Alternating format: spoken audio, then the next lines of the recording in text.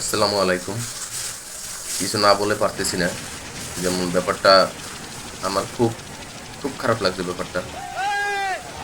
তো এই বিষয়ে জানার পরে দেখার পরে সবাই যারা আছে, যারা মানুষ যারা সোশ্যাল মিডিয়া আছে, তারা সবাই এই জিনিসটার জন্য বেশি স্যাড।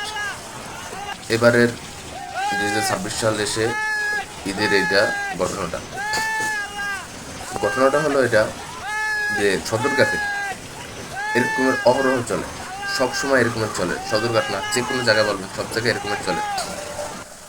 এই যে যে নৌকার যে মাঝি ছিল, ও কি খেয়াল খেয়াল করে নাই যে ওই লঞ্চটা এদিক থেকে আসতেছে?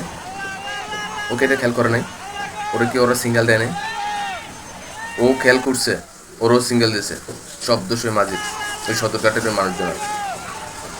আমার কথা হয়েছে ওই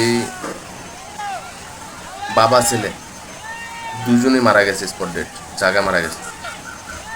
তো এখন বর্তমানে ওই ফ্যামিলিতে আছে মা, ছেলের বউ আর গর্ভের সন্তান। ওদেরকে দেখাশোনা কে করবে? ওদের খরচ বহন কে করবে? ওদেরকে কে চালাবে? রিজিকের মালিক আল্লাহ, ঠিক আছে।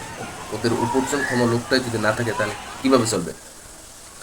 আমার কথা হলো এটা, ওদের ওই ফ্যামিলিটার, ওর মার, ওর বোর আর ওই গর্ভের সন্তানের যতদিন বেঁচে থাকে ততদিন ওদের খরচ বহন করতে হবে এই লঞ্চ মালিক কর্তৃপক্ষের, এই সদ্যঘাটের লঞ্চ নৌকা নৌকা মালিক কর্তৃপক্ষ এদের।